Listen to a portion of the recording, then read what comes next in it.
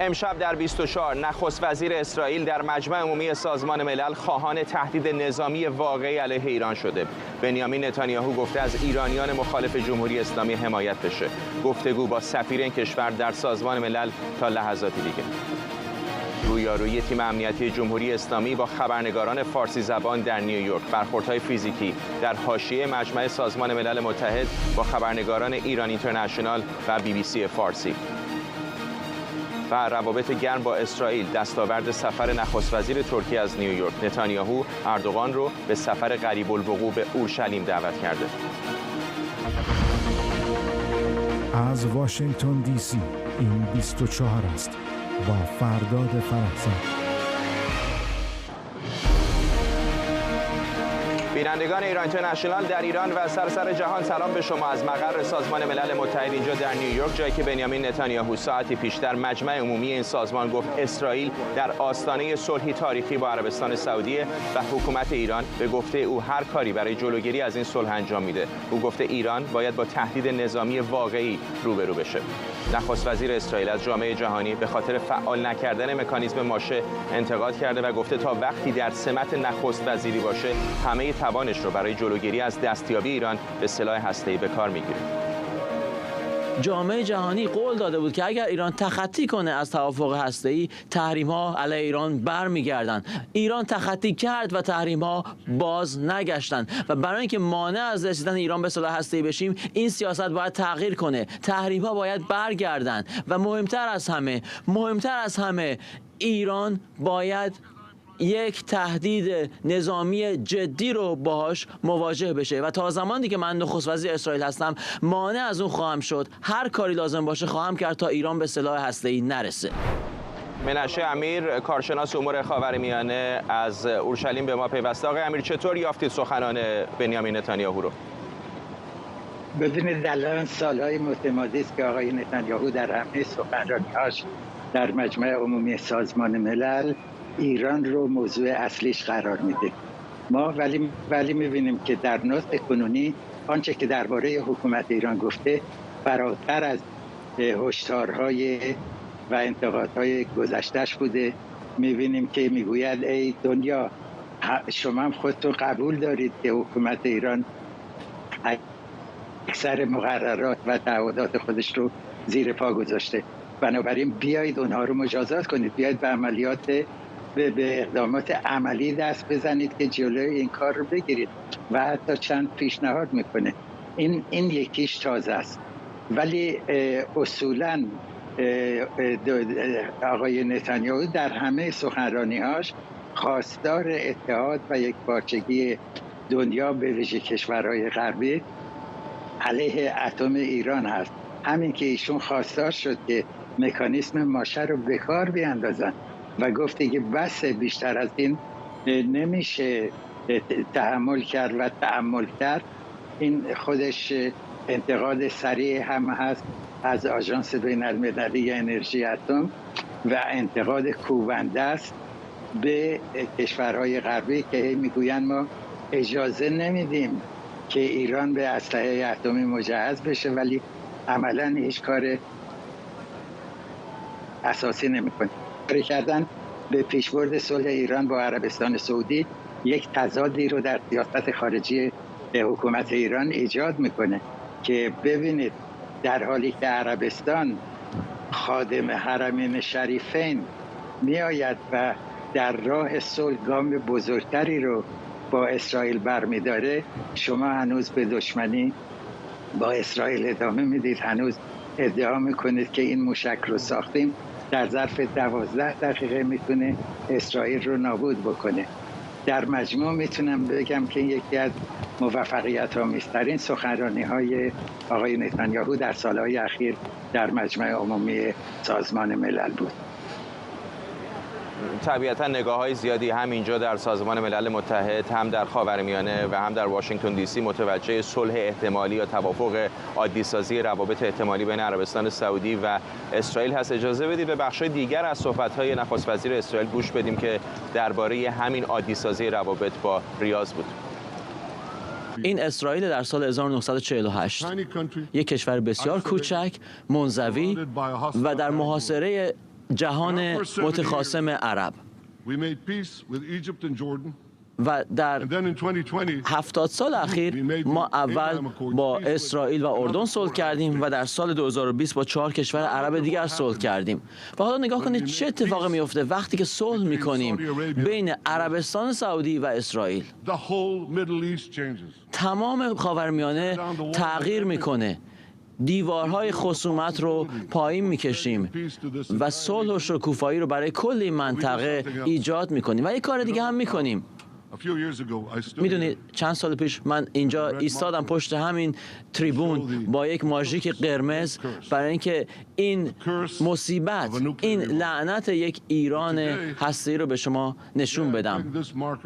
امروز دوباره این ماژیک قرمزم رو آوردم اینجا تا موهبت‌های یک خاورمیانه جدید رو به شما نشون بدم.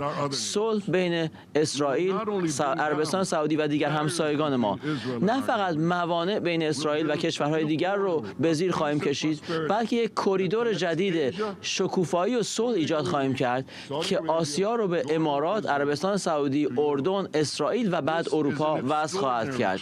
این یک تغییر خارق العاده است، یک تغییر عظیمه، یک نقطه عطفی است در تاریخ. همچنان با منش امیر کارشناس امور خاورمیانه از اورشلیم هستیم. آقای منش امیر، یک نکته که برای من جلب توجه کرد در این نقشه‌ای که آقای نتانیاهو نشان داد، هیچ تصویری از مناطق فلسطینی وجود نداره، چه غزه چه کرانه غربی. حالا در مورد اون حرف میزنیم، ولی این تصویر رویایی که نخست وزیر اسرائیل در مورد آینده خاورمیانه نشون میده گره بزرگی داره و طبیعتاً اون جمهوری اسلامی است. از طرف دیگه میدونیم عربستان سعودی داره روابطش رو عادی میکنه با تهران. ایالات متحده مذاکراتی داره میکنه در مورد احتمال احیای یک توافق هسته‌ای یا چیزی شبیه به اون. چقدر این آقای نتانیاهو رو در موقعیت دشواری قرار میده وقتی متحدانش در منطقه چه اینجا در ایالات متحده آمریکا موضعی به جدیت او در مقابل تهران ندارن؟ ببین در لیستی که فرمودید فکر میکنم باید نزدیک شدن، گرم شدن روابط اسرائیل با ترکیه رو هم کاملا در نظر گرفت. اسرائیل در واقع طرف آقای نتانیاهو خطابش به حکومت اسلامی ایرانه، میگوید ببینید شما از مرگ، از جنگ، از نابودی، از اتم، از موشک سخن میگید، ولی ببینید که چطور کشورهای مسلمان یکی بعد از دیگری و در رأس آنها خادم حرمین شریفین میآیند و در راه صلح با اسرائیل گام برمیدارن. این میتونه یک اساس، یک ثروتی هم برای اسرائیل باشه در برابر ایالات متحده و کشورهای غربی که اخیراً انتقادهای شدیدی میکنن از اسرائیل، از دولت کنونی اسرائیل به خاطر اون رفرم یا اصلاحات قضایی هست که میخواد انجام بده. در این مورد هم باز طرف خطاب نتانیاهو به آمریکا هم هست که شما این همه از ما انتقاد میکنید، الان ببینید که ما چه پیشرفت‌هایی داریم میکنیم. ولی در مورد اینکه نقشه رو شما متوجه شدید که کرانه باختری هم اسمی ازش برده نشده یا جزء خاک اسرائیل محسوب شده، این به علت ماهیت حکومت دست راستی اسرائیل در حال حاضر هست که اکثریت اعضای دولت ائتلافی میگویند که نباید حکومت خودگردان فلسطینی برپا بشه، به خاطر اینکه خطری بزرگتر از خطر امنیتی غزه برای اسرائیل ایجاد خواهد کرد. و از این نظر اونها به دنبال فرمولی هستند که یک نوع خودگردانی برای اعراب کرانه باختری باشه، ولی در عین حال هم امنیت اسرائیل به خطر نیفته. سپاسگزارم از شما. منش امیر کارشناس امور خاورمیانه از اورشلیم. اما در حاشیه نشست مجمع عمومی سازمان ملل متحد اینجا در نیویورک گفتگویی داشتم با گیلاد آردان، سفیر اسرائیل در سازمان ملل. آقای آردان درست در زمانی که ابراهیم رئیسی در مجمع عمومی مشغول سخنرانی بود، با بالا بردن عکسی از مهسا امینی در اون نشست حمایتش رو از جنبش زن زندگی آزادی نشون داد. سفیر اسرائیل در سازمان ملل میگه کشورش از دسترسی احتمالی جمهوری اسلامی به میلیاردها دلار پول در پس توافق با غرب نگرانه، ولی به همگرایی ایجاد شده در منطقه برای مقابله با تهدیدات ایران خوشبینه. قبل از هر چیز خیلی ممنون از دعوتت فرداد. من همیشه خوشحالم که با شما صحبت کنم. ما همواره نگران هستیم چون ایران داره همچنان ادامه میده به پیشرفته تر کردن برنامه هسته‌ایش. ما همین اخیراً گزارش سازمان آژانس بین‌المللی انرژی اتمی رو شاهد بودیم. ایران 1/3 بازرسان این سازمان رو اخراج کرده، همچنان دسترسی به تصاویر سایت‌های هسته‌ای خودش رو منع کرده، غنیسازی اورانیوم رو تقریباً تا حد کاربرد نظامی دارن ادامه میدن. بنابراین واقعاً جای تأسفه که می‌بینیم مردم اصفهان آب ندارن و اون وقت این هزینه ها رو مصروف سلاح‌های کشتار جمعی میکنن یا به نیروهای نیابتی تروریستی خودشون در منطقه میدن، حزب الله یا جهاد اسلامی فلسطین و دیگران. و همونطور که نخست وزیر ما گفت، ما میتونستیم یک خاورمیانه متفاوتی داشته باشیم با مردمی که از شکوفایی اقتصادی و رفاه برخوردار هستند حتی در ایران. اما متاسفانه این رژیم همچنان ادامه میده به ایدئولوژی تندرو و رادیکال خودش، مردم ایران رو سرکوب میکنه. بنابراین بله، ما همیشه نگران هستیم و میخوایم به جامعه بین‌المللی بگیم که نباید که این رژیم رادیکال رو در آغوش بکشه، بهش مشروعیت بده و یک توافق هسته‌ای دوباره میلیاردها دلار رو روانه خزانه‌های این رژیم خواهد کرد که اون رو مصروف تروریسم میکنه. خوشبختانه الان این توافق احتمالی روی میز نیست. ما یک درک متقابلی داریم با آمریکایی‌ها در حال حاضر و همونطور که امروز از نخست وزیرمون شنیدی، تمرکز ما الان روی بهتر کردن روابط و صلح بین عربستان سعودی و اسرائیل. اما توافق هسته‌ای با ایران هنوز محتمله. راه حل شما چیه؟ خب ببینید، احتمالش هنوز هست، ولی از یک جهات ما باید که از ایران به نوعی تشکر کنیم برای اینکه باعث نزدیکتر شدن ما و شماری از کشورهای عربی و منطقه شده. کشورهای دیگری هم که اونها هم دیدی نسبت به آینده دارن، آینده نگر هستن، خواستار رفاه بهتر و زندگی بهتر برای فرزندان خودشون، نسل‌های بعدی هستن. و در ضمن ما چنین همکاری‌هایی رو برای سالها با خود ایران هم داشتیم، همچین ائتلافی رو داشتیم با ایران، پروژه‌های مشترک زیادی داشتیم قبل از انقلاب و امیدواریم که این دوباره اتفاق بیفته. من این هفته اینجا اومدم برای اینکه همونطور که نخست وزیرمون هم امروز گفت، حمایت و همبستگی خودمون رو از مردم ایران نشون بدم. واقعا منقلب کننده بود این تصاویری که دیدیم از زنان و تظاهر کنندگانی که بیرحمانه سرکوب شدن، اعدام شدن و خب اینها مردم ایران هستن که یک آینده بهتری میخوان. همونطور که قبلا هم ما دوست بودیم بین اسرائیل و ایران. اما این بار دیگه حمایت رو به سطح جدیدی رسوندید وقتی عکس مهسا امینی رو موقع سخنرانی رئیسی بالا گرفتید. میدونید هر سال که ما میایم اینجا، چون رژیم خواستار نابودی اسرائیل میشه، ما در سالن مجمع عمومی منتظر نمیشینیم که این سخنرانی شوم اونها رو گوش بدیم. ولی امسال من این نمایشگاه عکس رو دیدم، این عکس‌های منقلب کننده از سرکوب و کشتار صدها شهروند معترض ایران و به این نتیجه رسیدم که باید یک کاری بکنم درباره این موضوع، برای اینکه این ساختمان، این سازمان ملل تأسیس شد بعد از فجایع هولوکاست و جنگ جهانی دوم. تا مانع از چنین فجایعی بشه. و حالا یک قاتل رو، قصاب تهران رو بهش اینجوری خوش آمد میگن، فرش قرمز براش پهن میکنن. فکر کردم که باید توجه جامعه جهانی رو به این قضیه جلب کنم که این کسی که اینجا پشت تریبون ایستاده سخنرانی میکنه کیه؟ چرا داره اعدام میکنه؟ چرا داره سرکوب میکنه مردم خودش رو؟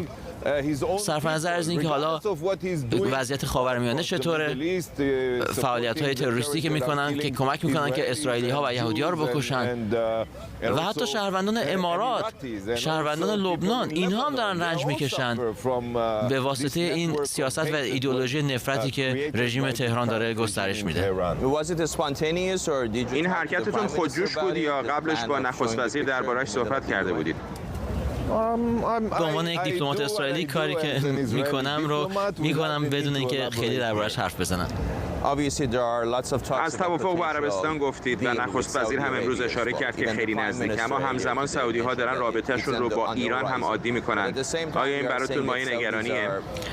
خب نمیخوام حالا از تصمیم‌های کشورهای دیگر صحبت کنم. اونها اولویت‌های خاص خودشون رو دارن.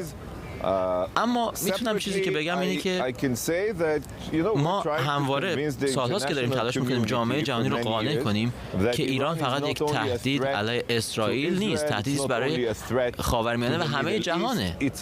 ایران امروز متاسفانه بزرگترین حمایت کننده تروریسم دولتیه. حتی حمله سایبری کردن به زیرساخت‌های آلبانی، کشتی‌ها رو متوقف میکنن، توقیف میکنن، در مدیترانه اختلال میکنن. اتفاقا تیمشون با خبرنگارای ما هم اینجا برخورد فیزیکی داشت. بله، نخست وزیر من هم امروز اینجا ذکر کرد، داشتن برنامه میریختن که وزیر خارجه سابق آمریکا رو بکشن. باور نکردنیه، جنون آمیزه. بنابراین ما همیشه سعی میکنیم که توجه جهان رو به تهدید جمهوری اسلامی جلب کنیم و خب این هم یک مثالی از این بود. میدونیم که گفتگوهای بین شما و سعودی ها برای عادی‌سازی روابط در جریان. کی فکر میکنید به یک توافق احتمالی برسید؟ آیا حرف چند هفته یا چند ماهه؟ گفتنش خیلی سخته. البته همه ما مصاحبه شاهزاده بن سلمان رو شنیدیم با تلویزیون فاکس. گفتش که نزدیکتر هستیم. این واقعا اظهار نظرهای تاریخی هستند. شما در گذشته نمیشنیدید که رهبران سعودی در مجامع عمومی چنین صحبتی بکنن و البته وقتی که رئیس جمهور ایالات متحده هم چنین صحبتی کرده، یعنی که میدونن که فقط الان دیگه بحث زمان مطرحه و ما هممون باید مسئولانه عمل کنیم تا به این هدف برسیم و بعد از اون امیدوارم که اتفاقای خوبی در مورد ایران هم بیفته. آمریکا طبیعتا مهمترین متحد اسرائیل. مدت طولانی بود که نخست وزیر اسرائیل و رئیس جمهوری آمریکا با هم ملاقاتی نداشتن. این هفته بالاخره اینجا در مقر سازمان ملل ملاقات کردند. میدونم که به کاخ سفید هم دعوت شدن. این رو به فاکس نیوز شما گفتید. آیا رفتار دولت آمریکا رو به طور کلی به خصوص در مورد ایران کلافه کننده می‌بینید؟ نه، به هیچ وجه. ما همواره به یک رویکرد سازنده اعتقاد داشتیم و داره جواب میده. پرزیدنت بایدن و نخست وزیر ما یک گفتگوی رو در روی گرم و طولانی و مهمی داشتن. از نخست وزیر دعوت شد که تا قبل از پایان امسال به واشنگتن بره. مسائلی که مطرح شد بسیار بسیار مهم هستن برای ما. بله، گاهی وقتا شما اختلاف نظرهایی دارین، ولی اینها مثل اختلاف نظر در چارچوب یک خانواده میمونه. همیشه باید به یاد داشته باشیم که آمریکا نزدیکترین متحد ما هستن. سفیر آمریکا در سازمان ملل لیندا تامس گرینفیلد دوست منه، به من کمک میکنه که ابتکارهای ضد اسرائیلی رو اینجا متوقف کنیم. بنابراین حتی اگر در مواردی اختلاف نظرهایی هست، ما تلاش میکنیم که اونها رو به صورت سازنده حل کنیم. گفتگوی من رو می‌دیدید با گیلاد اردان، سفیر اسرائیل در سازمان ملل متحد همینجا در مقر این سازمان. روابط پرتنش بین جو بایدن و بنیامین نتانیاهو کماکان ادامه داره. نشریه اکسیوس نوشته نتانیاهو بالاخره به خواستش رسید و بایدن نخست وزیر اسرائیل رو برای یک دیدار رسمی از کاخ سفید دعوت کرد. اکسیوس نوشته نتانیاهو در حاشیه مجمع عمومی سازمان ملل 30 دقیقه منتظر جو بایدن بوده. در همین حال نتایج نظرسنجی جدید خبرگزاری اسوسییتد پرس نشون میده بسیاری از مردم آمریکا معتقدند ارزش‌های مشترک با اسرائیل ندارند. فقط 44% جمهوری خواهان و 25% دموکرات‌ها معتقدند اسرائیل متحد آمریکا به حساب میاد. آقای بایدن گفته در دیدار بعدیش با نخست وزیر اسرائیل مسائل پیچیده‌ای رو مطرح می‌کنه. همکارم آرش علی اینجا روبروی مقر سازمان ملل به ما پیوسته. درسته که دو کشور همچنان روی کاغذ مهمترین متحدان یکدیگر هستند، ولی روابط تا این اندازه شاید هیچ وقت پیچیده نبوده بین واشنگتن و اورشلیم.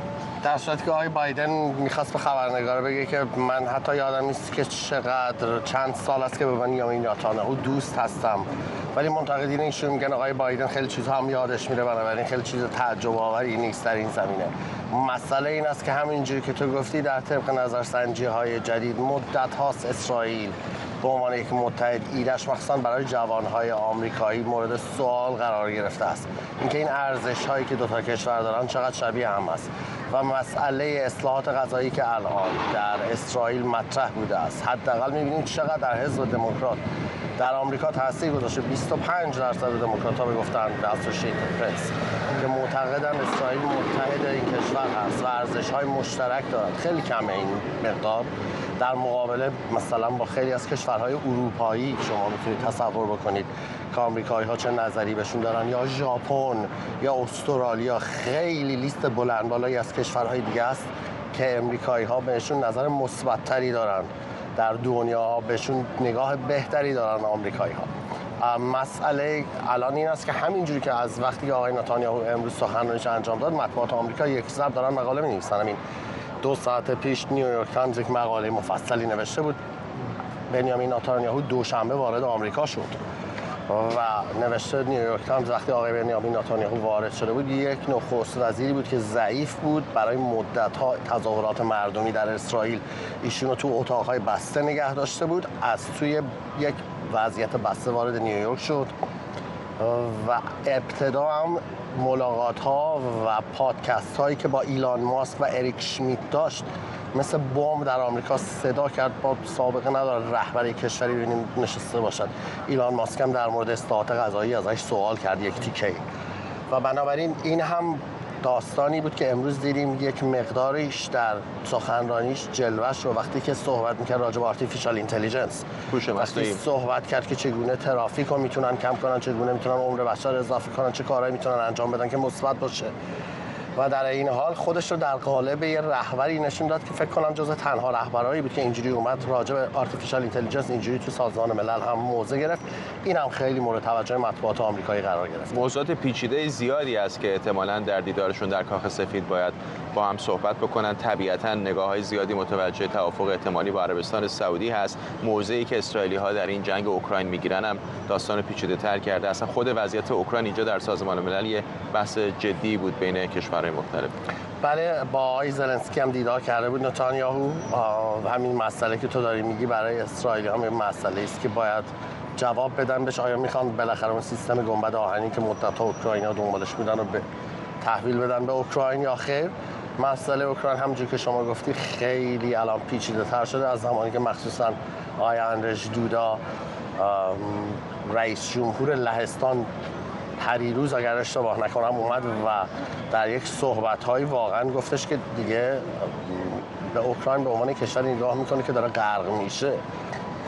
و الان هم از این ور میبینیم امروز آقای بایدن صحبت کرد با زلنسکی. 3 منبع به NBC نیوز ساعتی پیش گفتند که دولت آمریکا قول داده است به زلنسکی که بخواد موشک‌های دوربرد بهشون بده و این سری موشک‌هایی که تا حالا نمیداده است، از ترس اینکه بخواد جنگ رو پیچیده‌تر کنه و گسترده‌تر کنه. به نظر میاد دولت بایدن به این سمت داره میره.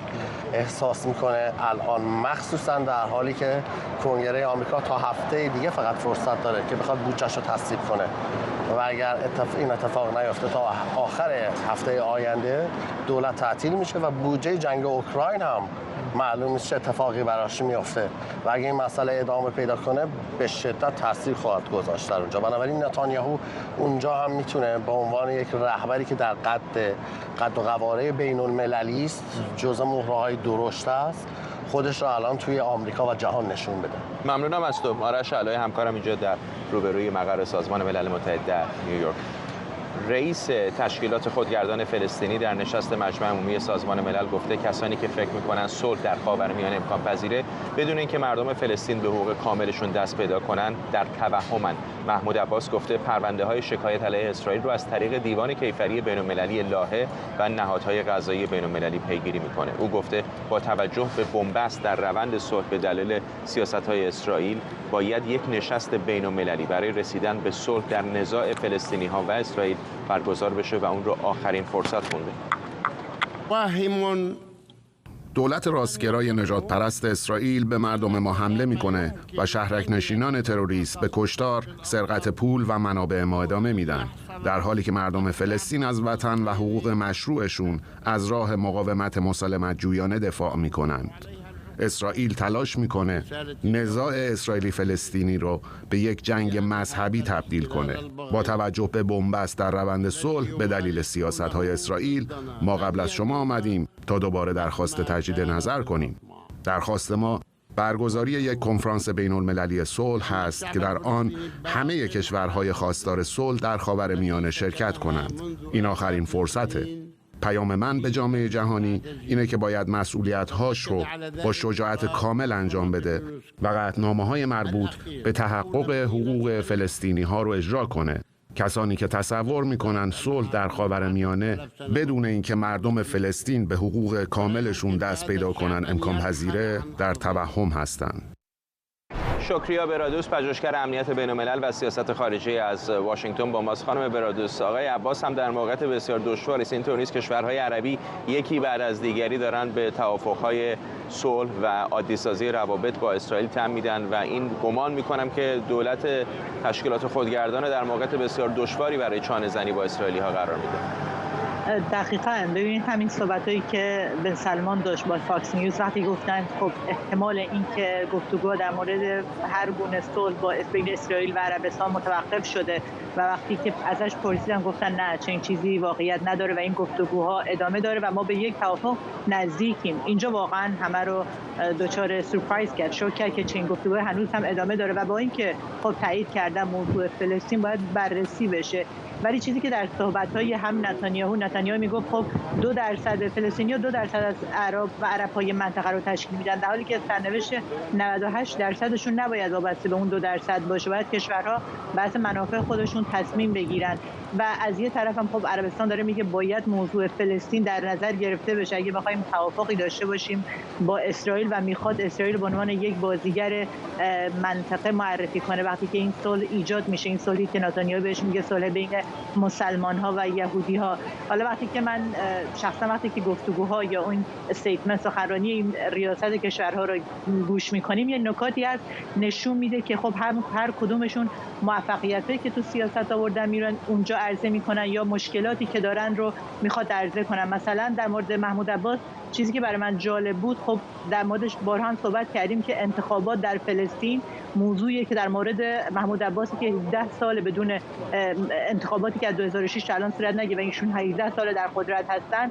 جالب بود وقتی این رو بهانه کرد که دلیل اینکه انتخابات انجام نشده تا الان تقصیرش به خاطر اسرائیل و اون شرق اورشلیمه که برای همون انتخابات رو انجام نداد، در حالی که ما می‌دونیم اگه جوانان الان فلسطین که می‌دونیم بیش از نصفی از فلسطینی‌ها بین 18 تا 33 سال هستن، اگه اینها بخوان انتخابات جدید رو شرکت کنن 100% محمود عباس برنده انتخابات نخواهد شد.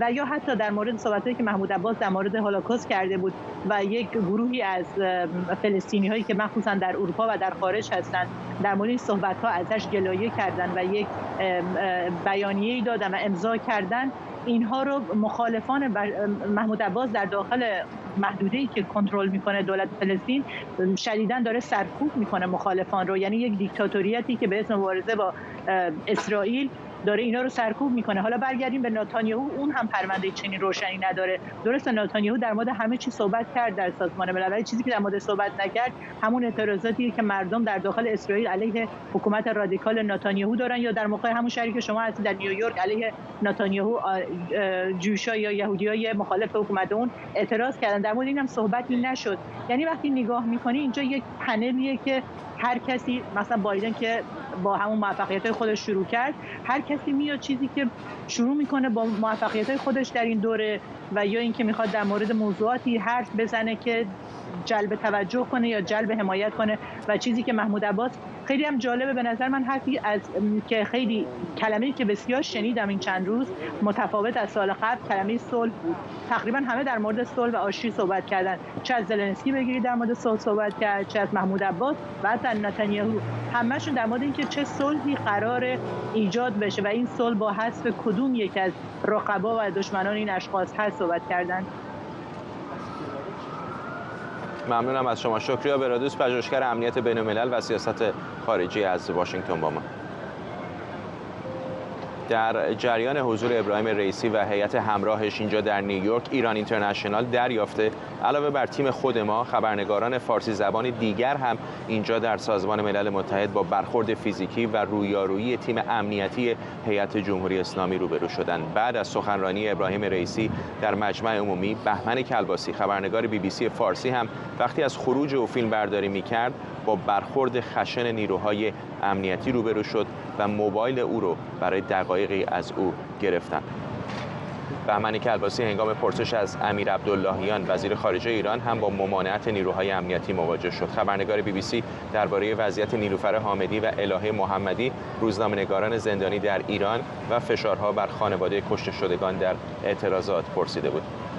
همکارم مریم رحمتی اینجا روبروی سازمان ملل به ما پیوسته. دیگه مشخصه دیگه فقط خبرنگاران ایران اینترنشنال نیستن، رسانه‌های فارسی زبان دیگر هم با برخوردهای فیزیکی مشابه روبرو بودن. چه جزئیات بیشتری میدونی از منابعی که در داخل سازمان ملل داری؟ همینطور فرداد، از روزی که هیئت ابراهیم رئیسی وارد نیویورک شدن، رفتار خشونت‌آمیز و غیر دیپلماتیکی داشتن و حالا منابع در داخل سازمان ملل به ما گفتند که این حملات هیئت جمهوری اسلامی ایران، این آزار و اذیت‌ها دیگه مختص به خبرنگاران ایران اینترنشنال نبوده، دیگه فقط کیان امانی نبوده که مورد حمله قرار گرفته، یا فقط گلاره و آرش علایی نبودن که مورد آزار و اذیت کلامی قرار گرفتن.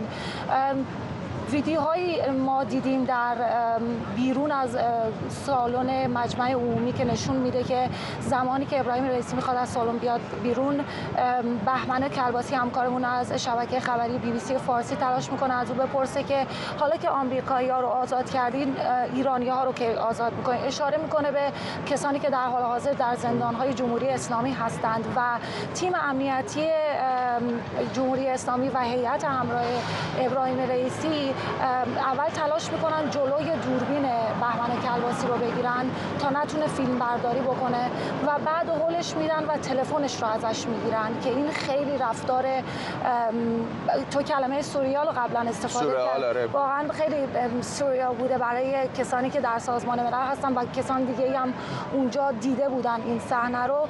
تلفنش رو میگیرن ازش، چند تا هیئتی که همراه رئیسی بودن این تلفن رو دست به دست میکنن و بعداً تلفن رو بهمن میگیره و رئیسی اون منطقه رو ترک میکنه و این واقعا نگران کننده هست هم برای مقامات سازمان ملل. من تلاش کردم که برم از تیم امنیتی این فیلم ها رو بگیرم تا ما بتونیم منتشرشون کنیم و در مورد وضعیت ازشون پرسیدم و اونا گفتن ما بررسی میکنیم این اوضاع رو و این حادثه ای که اتفاق افتاده و بعد از بررسی شاید ما بتونیم این ویدیو رو بهش دسترسی پیدا بکنیم و بعد منتشرش بکنیم. جمهوری اسلامی خودش رو قدرت منطقه میدونه ولی از چند تا سوال ساده فرار میکنه. فرداد ما دیدیم که چطور از دوربینای ما دقیقاً همین کنارمون فرار میکردن، چطور وقتی امیر عبداللهیان تو خیابون راه میره از تمام تیم امنیتیش تلاش میکنن که فقط خبرنگاران رو ازش دور بکنن و این واقعا رفتاریه که ما تو جامعه آزاد، تو دنیای آزاد که توش آزادی بیان و آزادی رسانه وجود داره رو نمیبینیم. من تا حالا خودم تو چند سالی که خبرنگار بودم و با خبرنگارای زیادی تو سازمان ملل کار میکنم از همه جای دنیا این تجربه ای نیست که بقیه خبرنگارا با ما دارن و همینطور حمله به کیان امانی همکارمون خیلی واکنش داشت تو رسانه‌های فارسی زبان و اینجا در آمریکا و در موردش خود وزارت خارجه گفت تحقیق میکنه و محکوم کرد این رفتار هیئت جمهوری اسلامی رو و در موردش من تلاش کردم که از خود نمایندگی آمریکا توی سازمان ملل بپرسم و نمایندگی آمریکا در سازمان ملل هم این رفتار رو محکوم کرد و گفت آمریکا متمم اول قانون اساسیش آزادی بیان هست و هیچ خبرنگاری نباید در خاک آمریکا خودش رو در امنیت کامل احساس نکنه و نتونه کارش رو انجام بده و امروز هم از سخنگوی دبیرکل سازمان ملل در مورد حمله به خبرنگارمون کیان امانی پرسیدم و گفتم وقتی هیئت رئیسی اومدن تا در 78مین مجمع عمومی سخنرانی بکنن این رفتاری هست که توی آمریکا و در اطراف سازمان ملل از خودشون نشون دادن. آیا دبیرکل در مورد این رفتار نظری داره یا نه که با هم میتونیم ببینیم که استفان دوجاریک سخنگوی دبیرکل به من چی گفته؟ روزنامه‌نگاران باید که بتونن کار خودشون رو انجام بدن در هر جایی که باشه، حالا چه خیابان‌های نیویورک باشه چه جای دیگر. موضع دبیرکل هم در این باره خیلی روشن بوده. تا اونجایی که من اطلاع دارم در مورد این حادثه خاص که خارج از محوطه سازمان ملل اتفاق افتاده، کشور میزبان هم داره رسیدگی میکنه. روزنامه‌نگاران باید بتونن کارشون رو انجام بدن به همین سادگی. ممنونم از مریم رحمتی. استفان دوجاریک بود سخنگوی دبیرکل سازمان ملل متحد. همونطور که مریم هم اشاره کرد به نظر میرسه که نه تنها خبرنگاران ایران اینترنشنال اینجا در مقر سازمان ملل متحد بلکه خبرنگاران فارسی زبان رسانه‌های دیگر از جمله BBC فارسی و صدای آمریکا هم با برخوردهای فیزیکی مشابهی روبرو بودند در چند روز گذشته. امید معماریان روزنامه‌نگار از دیترویت به ما پیوسته. آقای معماریان، مریم هم اشاره کرد به کلمه‌ای که من چند روز پیش استفاده کردم، سورئال. واقعا برخوردی که از مقامات جمهوری اسلامی در این چند روز با خبرنگاران نه فقط ایران اینترنشنال بلکه دیگر خبرنگاران فارسی زبان دیدیم در بهترین حالت سورئال، در بدترین حالت شاید الفاظ دیگری بهش استفاده کنیم. کاملا همینطور است و نشون دهنده این است که چطوری مقامات جمهوری اسلامی نسبت به هوای باز، نسبت به آزادی، نسبت به دموکراسی حساسیت دارند و دچار خفگی میشن. و این اتفاقی که برای بهمن کلباسی اتفاق افتاد، برای کیان امانی اتفاق افتاد، نشون دهنده این هستش که این مسئله تصادفی نیست. یعنی تیم هیئت نمایندگی جمهوری اسلامی که اومده نیویورک، اینا از قبل برنامه‌ریزی داشتن به خاطر افرادی که درگیر بودن در طی این روزهای گذشته که خود درگیر بشن با خبرنگاران، باشون مواجهه داشته باشن، وارد جر و بحث بشن، توهین بکنن، تهدید بکنن و مواردی رو مطرح کنن که مشخص هستش که به هر حال از طریق نهادهای امنیتی دیکته میشه. بنابراین این امروز برای ما مشخص شد که با اتفاقی که برای خبرنگار BBC همکار عزیزمون آقای کلباسی افتاده یک استراتژی بوده و در طی روزهای گذشته تلاش کردن که در واقع نه تنها در داخل کشور میخوان رو و وحشت کنن، نه تنها در داخل کشور تلاش خبرنگاران زندانی کنن. الان نیلوفر حامدی، الهه محمدی بیشتر یک سال است که زندان هستن بدون هیچ پاسخی، بلکه تلاش میکنن که با استفاده از در حال اون مسئولیتی که حضورشون در نیویورک در سازمان ملل ایجاد میکنه، بیان ایجاد ارعاب و تهدید بکنن در میان خبرنگاران خارج از کشور. و انعکاس دهنده چی هست؟ انعکاس دهنده عصبانیتی هستش که مقامات جمهوری اسلامی در طی یک سال گذشته به خاطر پوشش اعتراضات داشتن، بارها اعلام کردن. رئیسی خودش در کنفرانس خبریش عصبانی بود نسبت به عملکرد خبرنگاران و یک کار غیر متعارفی کرد که در آخر اون کنفرانس خبری خودش وارد این بحث بشه که مثلا خبرنگاران باید چجوری پوش بدن خبرهای ایران. و مجموع اینا نشون دهنده هستش که یک اتفاق هدایت شده هست، سیستماتیک هست، برنامه‌ریزی شده هست برای ایجاد ارعاب و در واقع یک قسمتش این هستش که در حال چهره واقعی جمهوری اسلامی هست در مواجهه با خبرنگاران، در مواجهه با آزادی بیان و میتونم میگم که این ماسک که برداشتن در این دوره شاید فکر کنن که این اوباشگری، این وحشیگری در رابطه با خبرنگاران ممکن استش که مثلا یه جاهای جواب بده، ولی اتفاقی که افتاد در سازمان ملل این هستش که این رو کشورهای دیگه میبینن، رسانه‌های آزاد میبینن و قطعا براشون تبعات خواهد داشت. برای پلیس نیویورک NYPD، برای سرویس مخفی آمریکا که مسئول محافظت از هیئت‌های دیپلماتیک هست، سیکرت سرویس، برای خود پلیس سازمان ملل متحد و تمام تیم‌های امنیتی، اینجا هم وضعیت پیچیده‌ای است. اینطور نیست چون شما انتظار ندارید که از یک هیئت دیپلماتیک یک کشور مستقر که اینجا در سازمان ملل نمایندگی داره چنین رفتار فیزیکی پیدا بکنه با روزنامه‌نگاران.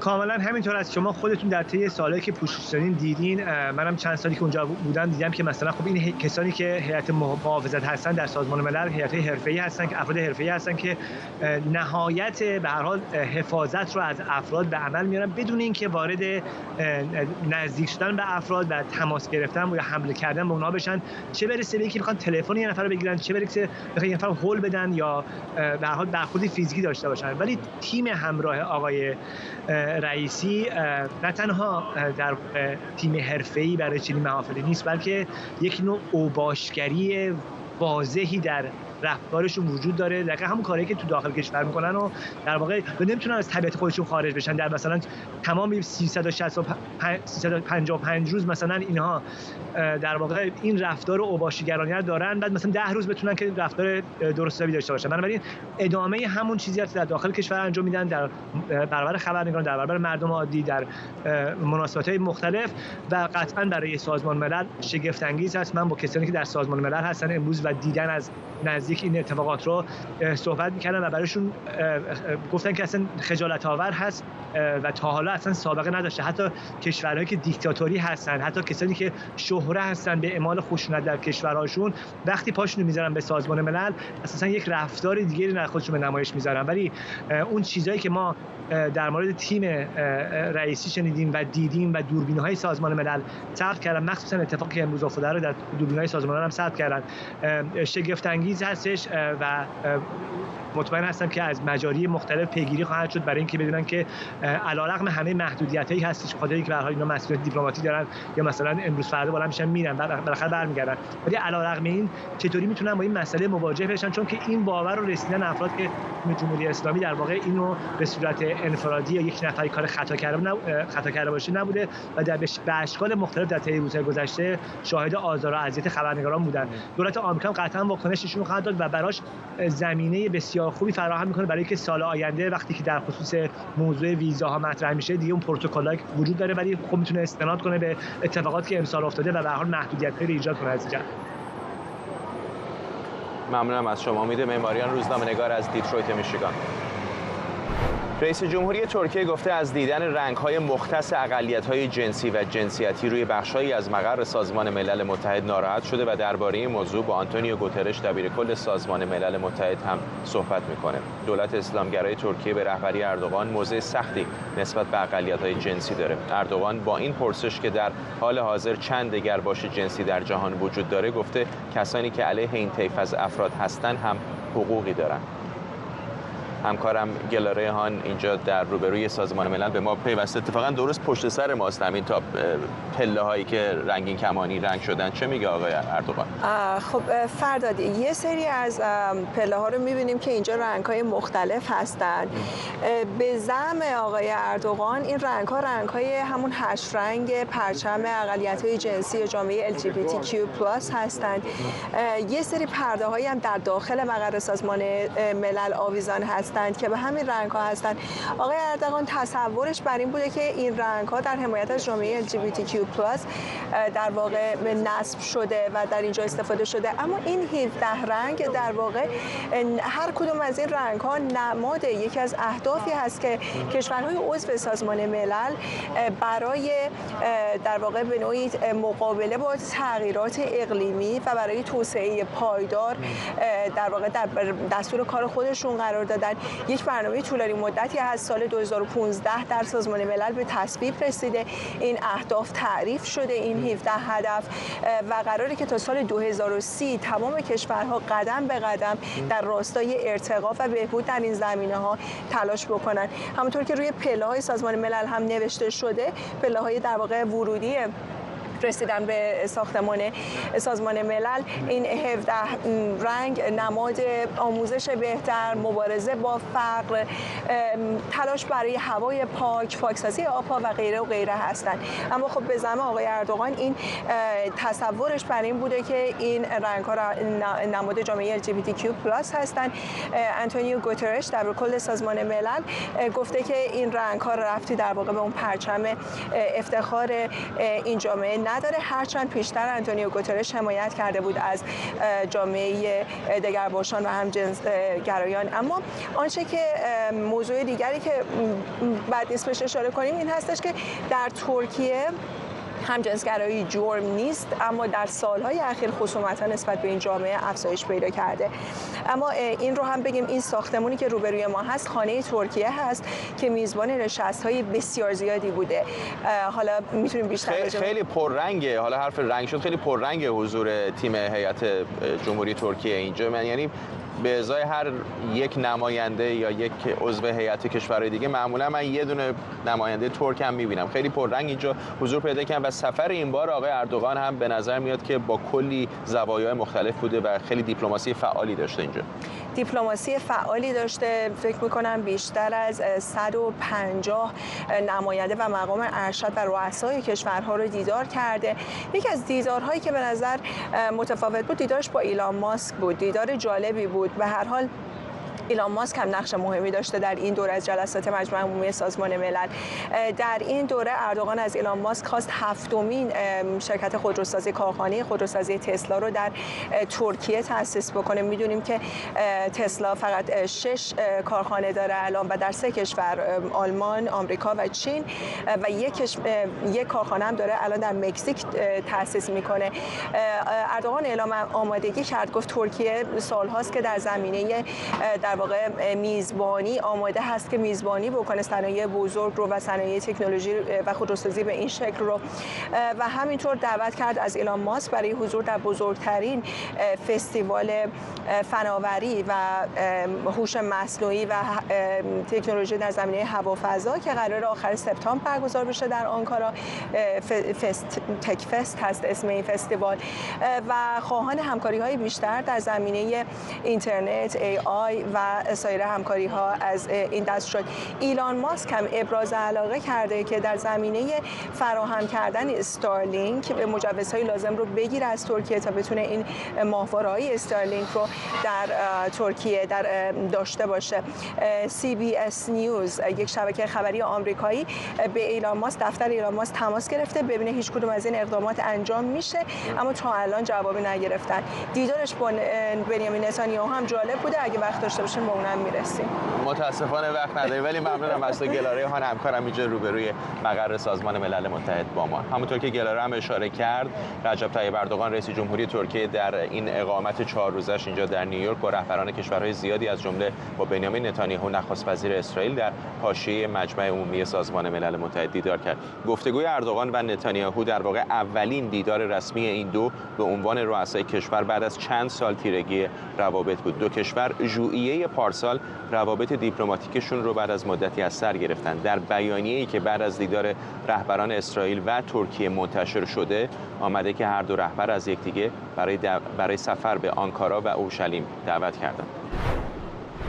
حسین آقایی، پژوهشگر روابط بین‌الملل و امور استراتژیک از ترکیه با ماست. آقای آقایی، حالا برخلاف بسیاری از کشورهای عرب منطقه، ترکیه سالهاست که روابط دیپلماتیک داره با اسرائیل، هرچند فراز و فرود زیاد داشته. چقدر این دعوتی که دو طرف از همدیگی کردن رو فصل جدیدی در روابط دو کشور یک راپروشمان سیاسی می‌بینید بین آنکارا و اورشلیم؟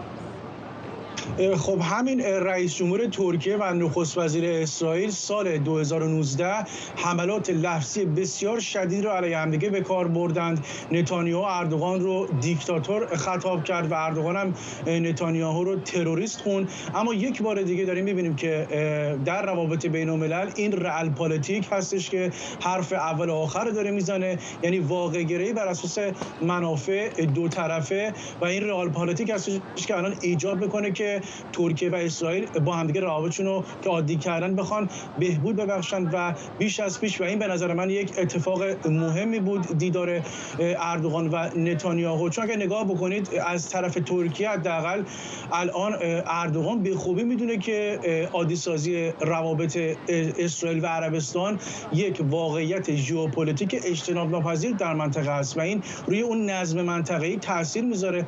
بنابراین ترکیه نمیخواد خودش رو از این قطار عادی سازی روابط در خاورمیانه بخواد پیاده بکنه و بهبود مناسبات با اسرائیل به ترکیه کمک میکنه که دو کشور از منافع اقتصادی ناشی از این بهبود روابط اقتصادی بهره مند بشن. ترکیه میتونه از طریق بسط همکاریاش با اسرائیل در سایه و محور جمهوری آذربایجان، ترکیه و اسرائیل نفوذش رو در قفقاز جنوبی گسترش بده. ترکیه میتونه با اسرائیل جمهوری اسلامی رو در سوریه بالانس بکنه و میتونه با اسرائیل همکاری اطلاعاتیش رو گسترش بده، کما اینکه اون نمونهش در ژوئن 2022 رو دیدیم که عملاً عملیات‌های ترور جمهوری اسلامی در خاک ترکیه رو با همکاری با همدیگه خنثی کردن و داشتن روابط خوب با اسرائیل به اردوغان کمک میکنه که از این پشتوانه دیپلماتیک استفاده بکنه، قدرت به اون لابی خودش رو توی کنگره افزایش بده و حتی روابطش با آمریکا بتونه بهبود ببخشه. و مهمتر از همه همکاری‌های در حوزه انرژی هستش که بین ترکیه و اسرائیل برقرار خواهد شد، کما اینکه اردوغان اعلام کرد ما کار اکتشاف گاز رو به طور مشترک با اسرائیل آغاز خواهیم کرد. بنابراین اتفاق بسیار مهمی بود. آقای وقتی کشورهای دور ایران رو نگاه میکنیم، اونایی که روابط داشتن مثل ترکیه به نظر من روابطشون رو دارن گرمتر میکنن، بعضی که روابط نداشتن دارن روابط رو برقرار میکنن. یعنی از شمال ایران بگیرید ترکمنستان، جمهوری آذربایجان، ارمنستان، ترکیه رو اشاره کردیم، عراق و کویت حالا روابطی ندارن، عربستان سعودی احتمالاً به زودی، بحرین، امارات متحده عربی. چقدر این انزوای جمهوری اسلامی رو میتونه بیشتر بکنه در این خصومتی که با اسرائیل داره؟ ببینید واقع بینانه نگاه بکنیم، این خصومت جمهوری اسلامی با اسرائیل اتفاقا کمک کرده به نوعی ایجاد ائتلافی علیه خود جمهوری اسلامی و در واقع عامل تقویت کننده همین همگرایی بین اسرائیل و کشورهای عرب بوده در چارچوب توافقات ابراهیم و حتی گرایش بیشتر ترکیه و اسرائیل با هم دیگه. بنابراین عملا جمهوری اسلامی با این دشمنی خودش به اسرائیل داره به پای خودش شلیک میکنه و عملا متاسفانه به منافع ایران داره ضربات بسیار بسیار جبران ناپذیری میزنه و ترکیه و بقیه کشورها یک سری در واقع تلاش‌ها رو دارن میکنن که نقشه ژئوپلیتیک ترانزیتی منطقه رو بخوان تغییر بدن در راستای همکاری، ولی میبینید که جمهوری اسلامی اولا از این معادلات عملا داره حذف میشه و این یک زنگ خطر بزرگ برای ایران هست. من یک نکته رو فقط اشاره بکنم که در ژوئن 2018 وقتی که آمریکا از اون پروژه انرژی خارج شد بین قبرس، یونان و خود آمریکا، سریع ترکیه جایگزین شد و عملا این شراکت با اسرائیل هم در چارچوب همون فرصت سازی ترکیه هستش و متاسفانه ایران نمیتونه بهره مند بشه. ممنونم از شما حسین آقای، پژوهشگر روابط بین الملل و امور استراتژیک از ترکیه با ما. همزمان با اجلاس مجمع عمومی سازمان ملل متحد اینجا در نیویورک، الکساندر لوکاشنکو رئیس جمهوری بلاروس خواستار تشکیل اتحادی بین کره شمالی، روسیه و بلاروس شده. بلاروس که به عنوان آخرین دیکتاتوری اروپا شناخته میشه، روابط نزدیکی با مسکو داره و در جریان جنگ اوکراین هم به این کشور کمک‌های نظامی زیادی کرده. دیروز همینجا با اسوتلانا تیخانوفسکایا رهبر مخالفان بلاروس گفتگویی داشتم و اول ازش درباره وضعیت همسرش پرسیدم که مدت‌ها در بلاروس زندانیه. شوهر من 3 ساله که در زندانه، اما در 6 ماه اخیر خبری از او نداریم چون دسترسی وکیلش رو قطع کردن و حتی اجازه تبادل نامه هم نمیدن. اینطوری میخوان که زندانیان سیاسی رو در هم بشکنن و به اونا بگن که بیرون از زندان فراموش شدن. برای کسانی هم که عزیزانشون در زندان هستن این خیلی سخته، چون نمیدونیم آیا زنده هستن، شکنجه میشن یا در انفرادی هن. ولی ما این خشم رو به انرژی تبدیل میکنیم که باعث میشه از مبارزه با دیکتاتوری دست نکشیم. شباهت‌های زیادی بین ایران و بلاروس هست، هم بیرحمی حکومت در سرکوب مخالفان و روزنامه‌نگاران و هم در جنگ اوکراین ایران به روسیه پهپاد میفرسته و بلاروس هم خاکش رو در اختیار این کشور گذاشته. جنگ اوکراین چه تأثیری بر حکومت لوکاشنکو داشته؟ قبل از هر چیز بگم که دیکتاتوری‌ها علیه جهان دموکراتیک ائتلاف کردند و جهان دموکراتیک هم باید نشون بده که اراده و توان مبارزه با اونها رو داره. در مورد جنگ اوکراین، لوکاشنکو همدست روسیه است، اما ملت بلاروس با اوکراین همبستگی داره. بعضی در عملیات نظامی علیه اوکراین خرابکاری میکنند، بعضی در خود اوکراین شانه به شانه اوکراینی‌ها میجنگند. در خارج از بلاروس با آوارگان اوکراینی کمک میکنیم، چون میدونیم اینکه بچه‌ت رو روی دوشت بذاری و با یه چمدون از کشورت فرار کنی چه حسی داره. و اگه روسیه با تانک به جنگ اوکراین رفته، در بلاروس داره هویت ملی ما رو با همدستی لوکاشنکو نابود میکنه. برای این هم باید لوکاشنکو پاسخگو باشه، چون کشور و اقتصاد ما رو به روسیه فروخته تا خودش بر سر قدرت بمونه. از خانم تیخانوفسکایا همینطور پرسیدم آیا فکر میکنه که جهان دموکراتیک از مردم ایران و بلاروس به اندازه کافی حمایت میکنن؟ من میخوام باور کنم که کشورهای دموکراتیک میخوان به ملت‌هایی که برای دموکراسی مبارزه میکنن کمک کنن. اما گاهی اراده سیاسی لازم یا ابزارهای لازم رو ندارن، چون کشورهای دیکتاتوری به قوانین بین‌المللی احترام نمیذارن و مجازات کردنشون سخت. ولی ابزارهایی دارن، نه؟ مثلا دولت بلاروس یک هواپیمای مسافربری رو به زور منحرف کرد تا یک روزنامه‌نگار رو بازداشت کنه. کمترین کاری که به گمانم اروپا میتونست بکنه این بود که پروازها رو متوقف کنه. کاملا درسته. مثلا در مبحث پاسخگویی ما 3 ساله که خواستار تحقیقات ویژه درباره جرایم لوکاشنکو هستیم، ولی واکنش ندیدیم. تحریم‌های اروپا هم حفره‌های زیادی دارن و لوکاشنکو با کمک روسیه و ایران اونها رو دور میزنه و اروپا هم تلاشی برای بستن این حفره‌ها نکرده. برای همین حق با شماست. به نظر من گاهی کشورهای دموکراتیک میخوان نشون بدن که میشه از طریق مذاکره و بدون مجازات‌های سنگین به صلح و راه حل رسید، اما من میگم که اونها میخوان پرونده رو ببندن بدون اینکه مشکل رو حل کرده باشن. نمیخوام همه رو ملامت کنم، ولی میگم بیاین کاری رو که شروع کردیم تموم کنیم. با همه این سرخوردگی‌ها، نبود حمایت کافی، معترضانی که همچنان بازداشت میشن، 6 ماه بیخبری از همسر زندانیتون و زندگی در تبعید، چه چیزی به شما نیرو میده که ادامه بدید؟ مسئولیت. من میدونم که بدون از سرنگون کردن این رژیم نمیتونیم هزاران زندانی رو آزاد کنیم. راه دشواریه، اما در 3 سال به اندازه 30 سال پیش از اون موفقیت داشتیم.